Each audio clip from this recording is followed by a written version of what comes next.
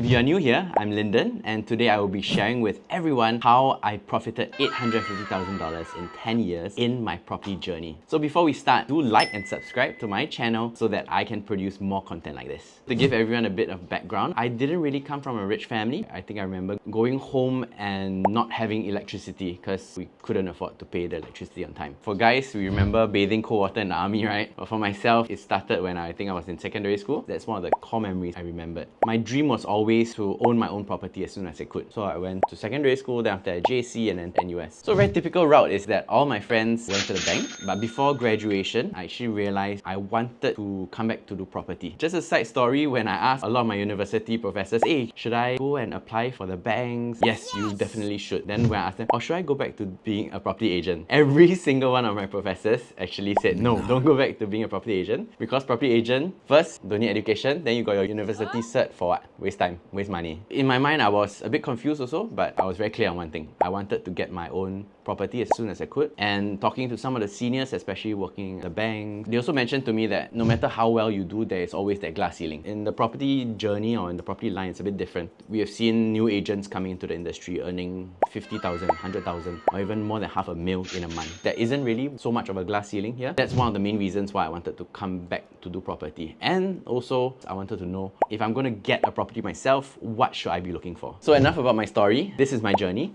When I was about 25, I bought my first property at the Hillford. There was a 1-bedroom unit and it cost me about 419k if I remember correctly. So the two main reasons why I bought this, first is that it was a very safe entry price. Second was because I didn't have that much savings and this was all I could afford. The person that pushed me to buy my first property was actually my mom. So a lot of parents, especially my friends, parents would tell them, okay, your first property, you must go and buy a BTO, a very standard route, right? However, my mom missed out a lot of opportunities. At the end of the day, she only had one HDB. So she was the one that actually really pushed me to dare to buy this condo at 25 years old. I actually sold it 4 years later because my seller stamp duty was over. I put in about 90 plus thousand, I extracted about 240. Total profits here is about 130, 140,000.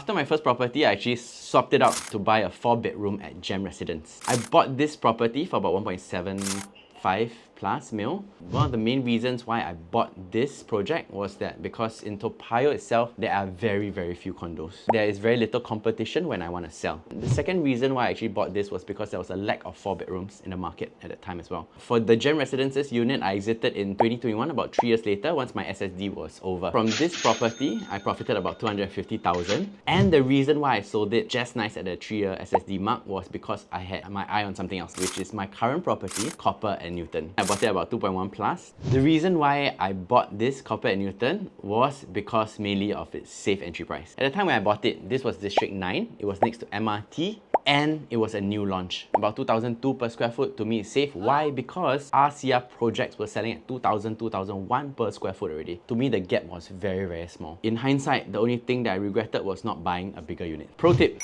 buy as big a unit as possible. I'm planning to exit this property and look for a landed property probably this year. On paper, I just redid my loan. Bank valuation is about 2.6. Paper gains are about 500,000. So in total, I made about 850,000 over 10 years. Honestly speaking, it's not a huge amount, but to me, it's a very consistent gain. So looking back, honestly speaking, one of the things that I took away a lot from this was that I kept forcing myself to grow my property. I'm very thankful that I bought my property at a very young age. If not, I think a lot of my money would have actually flown away. Every time I sell my property, I don't spend anything because I know the whole chunk of it needs to go into my next property. This actually helped me save a lot of my money. My next aim is to go to a landed property in District 15, 16. So I'm looking at properties about maybe 5 mil plus minus. One of the reasons why I want to move back District 15 and 16 is because I've always lived in the East. Back then when I was still schooling, every week I would take the bus. I always pass by District 15, 16. As a kid, I think my dream was always to, hey, what if one day I can actually stay in this? One of the main reasons why I want to continue moving this direction is because first is that when I want to retire, I have a comfortable amount to retire with. So the other reason is because now I have a son. I do not want a situation where he has to come home and then,